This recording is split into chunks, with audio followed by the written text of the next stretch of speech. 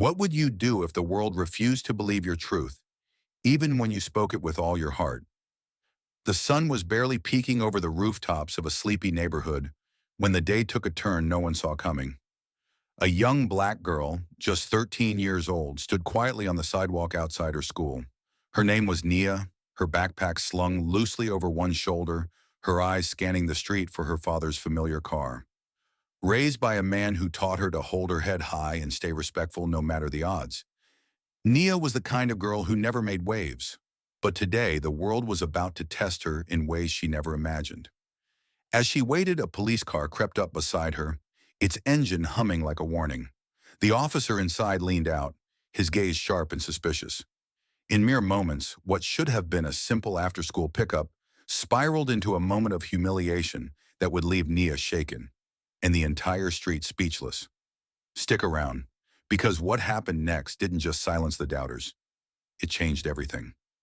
The air felt heavier as the police officer stepped out of his car, his boots crunching on the gravel-strewn sidewalk. Nia's heart thudded in her chest, but she kept her composure, just as her father had always taught her. Her small hands tightened around the strap of her worn backpack, the one she'd carried since fifth grade, its faded blue fabric a quiet testament to her resilience. She'd stayed late at school that day, helping her history teacher sort through a stack of old textbooks for the library. Service builds character, her father's voice echoed in her mind, a mantra she lived by. But now, standing alone under the lengthening shadows of the oak trees lining the street, she felt the weight of eyes on her, not just the officers, but those of a few lingering students and parents in the distance, their whispers starting to ripple through the quiet afternoon. The officer, a stocky man with a smirk that didn't reach his eyes, tilted his head as he sized her up. "So, kid," he said, his voice dripping with condescension, "you expect me to believe your dad's some big-shot special forces guy? What's next? He's best friends with the president?" He let out a dry chuckle, folding his arms across his chest. Nia's cheeks burned, but she stood her ground, her voice soft but steady. "No, sir, I'm not lying. My dad's coming. He's just running late because of work. He's Master Sergeant Isaiah Carter, and he's real." She spoke with a quiet pride, her eyes meeting his for a fleeting moment before dropping to the pavement. But the officer wasn't listening. He shook his head, his laugh growing louder, sharp enough to make a nearby student flinch. "Special forces, huh? That's a good one. I've heard every excuse in the book, but this takes the cake." He took a step closer, his shadow looming over her. "Where's your ID? Where's your guardian? You shouldn't be out here alone, making up stories." Nia's stomach twisted. She wanted to explain that she was only waiting, that she'd done nothing wrong, but the words felt stuck in her throat. Her father's advice rang again. "Stay calm, even when they don't see you." She took a deep breath, forcing herself to speak. "Please, sir, just wait a few minutes. My dad will be here. I promise." The officer's smirk faded into something colder. "Promises don't mean much when you're loitering after school hour," he said, his tone now edged with authority. He glanced around, noticing the small crowd forming, parents picking up their kids, a couple of teens with their phones out, recording the scene. "Let's go, kid," he said, reaching for her arm. "We'll sort this out at the station. Can't have you wandering around, lying to an officer." Nia's eyes widened, a flicker of fear breaking through her calm facade. "I'm not lying," she said, her voice trembling but clear. "I didn't do anything wrong. Please, just call my dad." The crowd's murmurs grew louder. A woman in a red jacket stepped forward, her brow furrowed. "She's just a kid," she called out. "Why are you hassling her?" The officer shot her a glare. "Mind your business, ma'am. This is police procedure." But Nia could see his confidence waver, just for a second, as more phones pointed his way. Still, he doubled down, his hand hovering near her backpack. "No ID, no guardian, and a tall tale about some special forces dad? You're coming with me," he said, his voice loud enough to carry across the street. Just then, the low rumble of an engine cut through the tension. Heads turned as a sleek black SUV pulled up, its tires screeching softly against the asphalt. The crowd parted, and the officer froze, his hand still outstretched. The driver's door swung open, and a man stepped out, a towering figure in crisp military gear, his uniform emblazoned with a special forces patch that gleamed in the fading sunlight. His presence was like a storm rolling in, calm but undeniable, every step radiating authority. Nia's face lit up, relief flooding her eyes. "Dad," she whispered. The man's boots hit the pavement with a steady, deliberate rhythm as he approached, his eyes sharp and unyielding, locked onto the officer. "Excuse me," he said, his voice deep and controlled, slicing through the air like a blade. "That's my daughter you're talking to." The officer's hand dropped, and for the first time, his smirk was nowhere to be found. The street fell silent, save for the faint hum of the SUV's engine and the rustle of leaves skittering across the pavement. The officer's hand hovered in midair, his bravado crumbling under the weight of the man standing before him. Master Sergeant Isaiah Carter was a force of nature. His broad shoulders squared, his special forces uniform crisp despite the dust of a long journey. The badge on his chest glinted with authority, each insignia a testament to missions most could only imagine. His dark eyes, steady and unflinching, bore into the officer, who seemed to shrink with every passing second. Nia, still clutching her backpack, felt a wave of relief wash over her, but her heart still raced. She'd seen her father command respect before, but never like this. Not in a moment where the world felt so stacked against her. Who are you?" the officer stammered, his voice cracking as he took a hesitant step back. His earlier smirk was gone, replaced by a flicker of unease. He glanced at the growing crowd, their phones still recording, capturing every word, every movement. The woman in the red jacket crossed her arms, her expression a mix of indignation and triumph. A teenage boy nearby whispered to his friend, "Yo, this is about to go viral." But Isaiah paid them no mind. His focus was razor sharp, his voice low but resonant, carrying the weight of a man who'd faced far worse than a small-town cop with an attitude. "I'm Master Sergeant Isaiah Carter," he said, each word deliberate, "just back from a classified operation overseas. And right now, I'm wondering why my daughter is being treated like a criminal for standing on a sidewalk." The officer's face drained of color, his eyes darting to Nia, then back to Isaiah. She said something about special forces," he mumbled, his voice barely audible. "I thought she was making it up. You know how kids are." Isaiah's jaw tightened, and he took a single step forward, his boots echoing like a gavel. "How kids are," he repeated, his tone icy. "My daughter is 13. She told you the truth, and you laughed in her face. You were ready to drag her to the station because you couldn't be bothered to listen. Tell me, officer, is that how you treat every black kid who crosses your path? Or is my daughter just special?" A murmur rippled through the crowd. The woman in the red jacket nodded vigorously, her voice rising. "That's right, call it out." A father holding his son's hand shook his head in disgust, muttering, "This is why people don't trust cops." The officer's shoulders slumped, his authority unraveling under the weight of a dozen judgmental stares. He opened his mouth to respond, but no words came. Nia, standing just behind her father, felt tears prick her eyes, not from sadness, but from a mix of pride and hurt. She'd done everything right, stayed calm, told the truth, and still, it wasn't enough until her father showed up. She looked up at him, his towering frame a shield against the world's unfairness. Isaiah turned to Nia, his expression softening for the first time. He knelt slightly, his hand resting gently on her shoulder. "You okay, Princess?" he asked, his voice warm, a stark contrast to the steel he'd just unleashed. Nia nodded, her lips trembling as she whispered, "He said I was lying, Dad." "He wouldn't believe me." Isaiah's eyes darkened, but he kept his composure, brushing a stray braid from her face. "You did good, Nia. You stayed strong. I'm proud of you."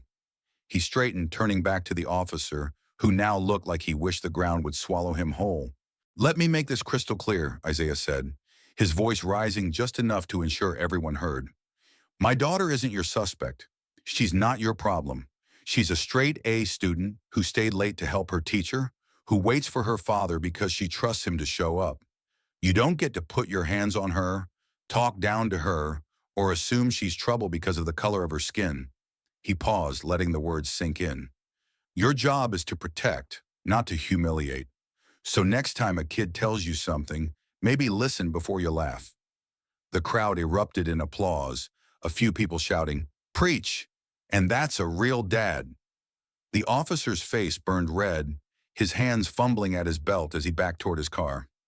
"I'm sorry," he muttered, barely audible. "I didn't mean. It was a misunderstanding." Isaiah didn't blink. "Intentions don't erase impact," he said flatly. "You scared my daughter.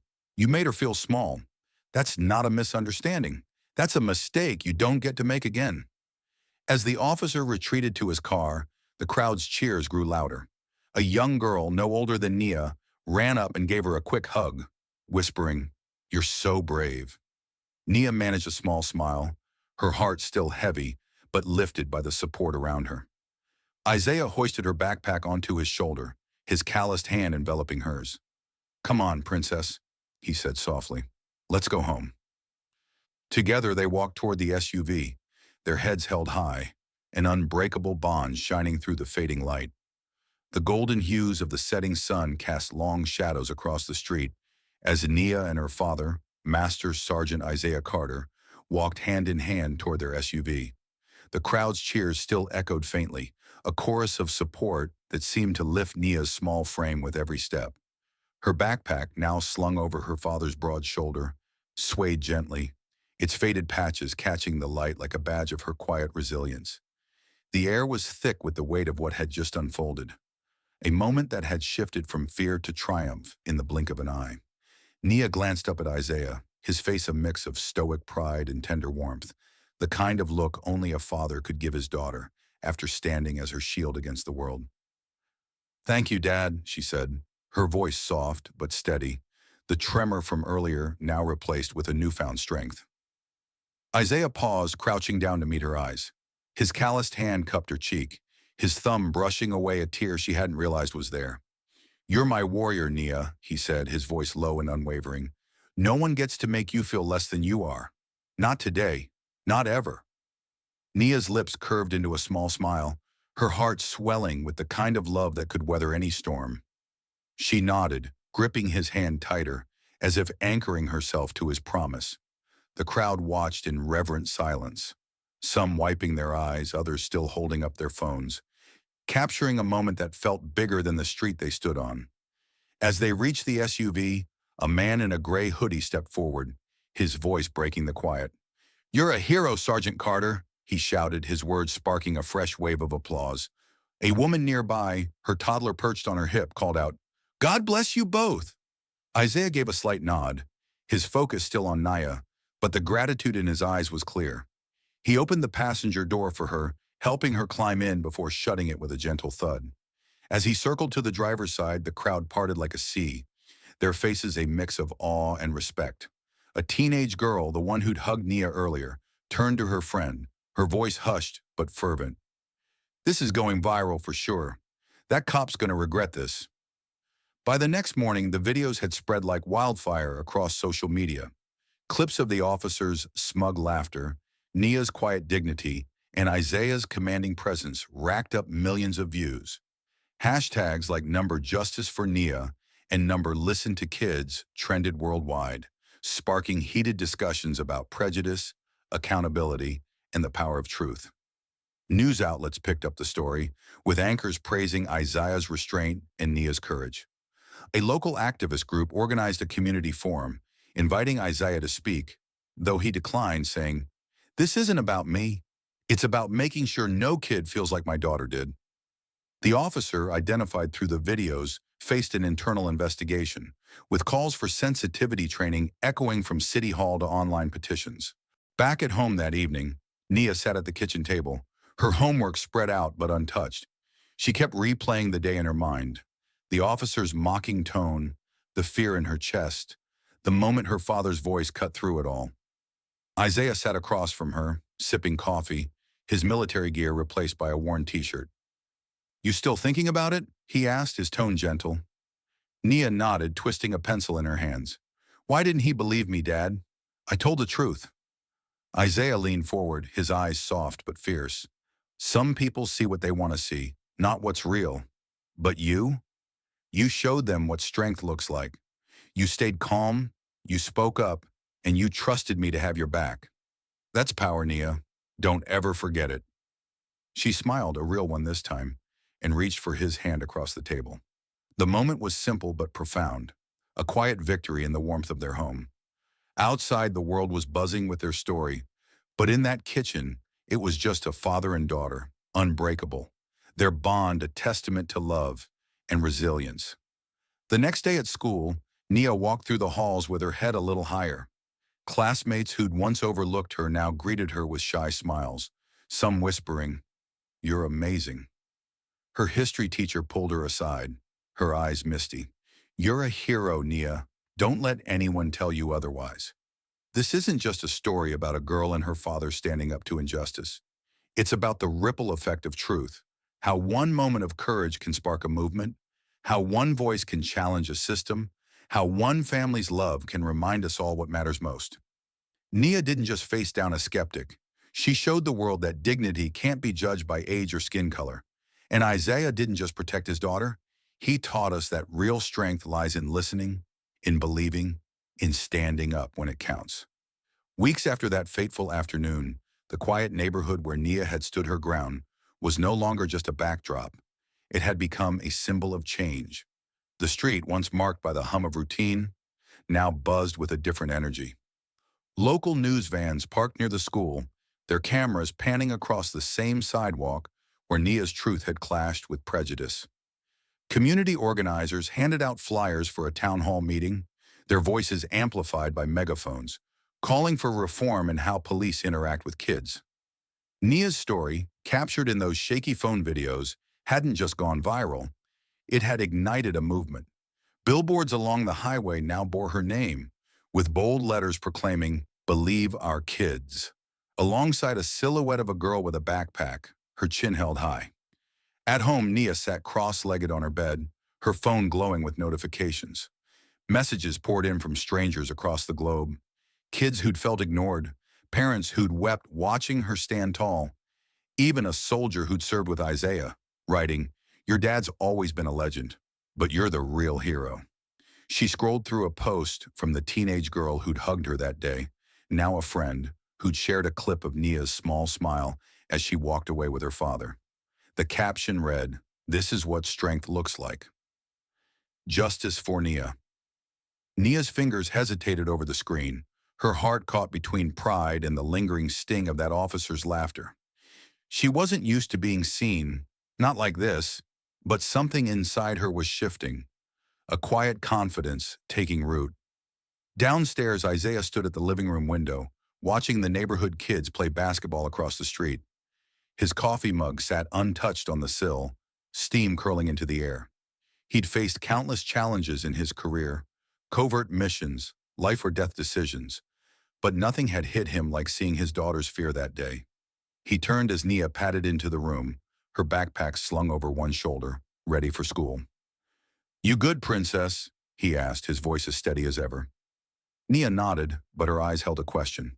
"Dad, do you think things will really change? Like, for real?" Isaiah paused, choosing his words carefully. "Change doesn't happen overnight, Nia. But you started something.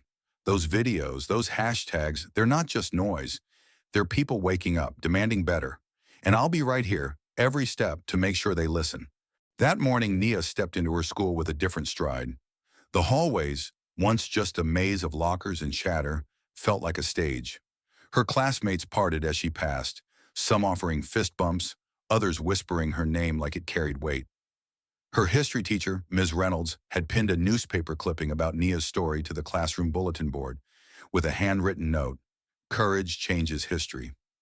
During lunch, the principal announced a new peer mentorship program inspired by Nia, designed to amplify student voices.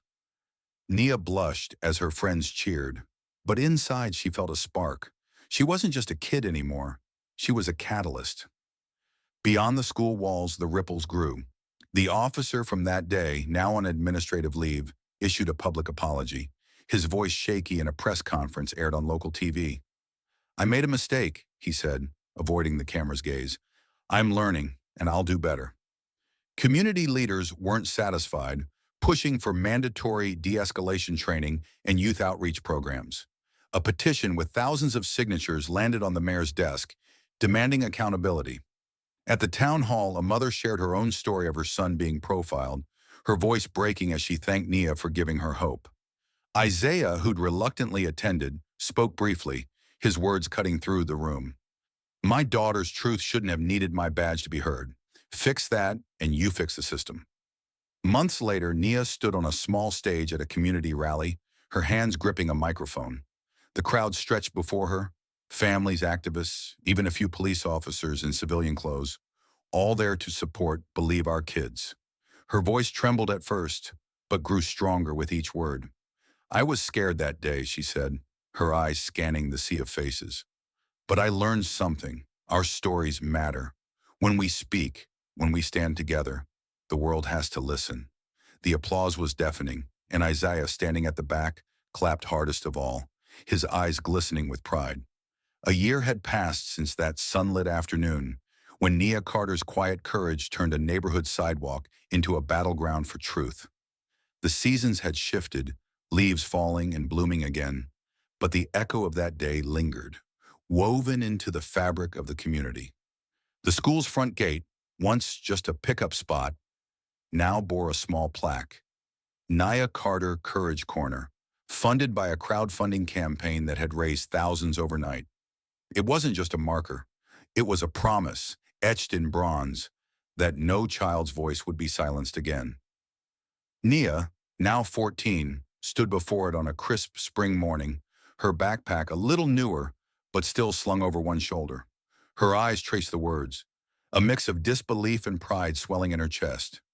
She wasn't the same girl who'd trembled under an officer's glare. She was taller, bolder, her gaze steady with the weight of a year that had changed everything. At school, Nia had become a quiet leader. The peer mentorship program, born from her story, had grown into a district-wide initiative, with Nia as its unofficial ambassador. She led workshops, her voice clear and confident, teaching kids how to speak up when adults wouldn't listen. Her history teacher, Ms. Reynolds, had nominated her for a Youth Leadership Award, and the certificate hung proudly in the Carter living room, right next to Isaiah's military honors. But Nia's real trophy was the notebook she carried everywhere, filled with letters from kids who'd seen her story online. One from a girl in Chicago read, I told my truth because you did. Thank you. Nia read it whenever doubt crept in, a reminder that her small moment had sparked countless others. Isaiah, too, had changed. He'd taken a part-time role training local police recruits, not because he wanted to, but because he saw a chance to reshape the system from within. His sessions were tough, no nonsense, with a single rule: listen first, assume nothing. He'd bring Nia to guest speak sometimes, her presence a living lesson for wide-eyed officers. One recruit, a young woman, approached her after a session, her voice shaky. I want to be a cop who believes kids like you, she said. Nia smiled, handing her a Believe Our Kids pin from the rally. Start now, she replied, her words carrying her father's strength. The community hadn't stopped moving forward either. The officer from that day, now working a desk job after his suspension, had enrolled in a restorative justice program, prompted by a letter Nia wrote, not out of anger, but hope. I don't want you to hate yourself, she'd written. I want you to learn. Her letter, shared anonymously online, had inspired a wave of youth-led campaigns, with teens across the country writing to officials about their own experiences. The mayor, facing re-election, had launched a Youth Voice task force, with Nia as its youngest advisor. At their first meeting, she'd pushed for mental health support in schools, her voice cutting through the room's stuffy formality. The adults listened, some scribbling notes, others nodding in awe. That spring, Nia and Isaiah stood together at the annual Believe Our Kids rally, now a regional event drawing thousands. The stage was bigger, the crowd louder, but Nia's message was the same. Truth isn't loud, it's steady, she said, her microphone amplifying her words across the park. When we speak it, when we hold it, we change the world. The applause rolled like thunder, and Isaiah, standing backstage, felt his throat tighten. He'd always been her protector, but now she was his inspiration, a force he could only hope to keep up with. As they drove home, The radio played a news segment about the rally, calling Nia a voice for a generation. She laughed, shaking her head. I'm just me, Dad. Isaiah glanced at her, his smile soft but fierce. That's enough, Princess. More than enough. The road stretched ahead, lined with blooming dogwoods, a quiet promise of new beginnings. This story isn't just about one day or one girl. It's about what happens when courage plants a seed. Nia's truth didn't just change her life. It rewrote rules, rebuilt trust, and reminded us that change starts with listening. So what's your truth? Have you ever spoken up and felt the world shift? Share it in the comments. We're here for every story. If Nia's journey lit a spark in you, hit that like button, share this video with someone who needs hope, and subscribe for more stories that prove no voice is too small to matter. Let's keep building a world that listens. Thank you for watching, and let's carry Nia's courage forward.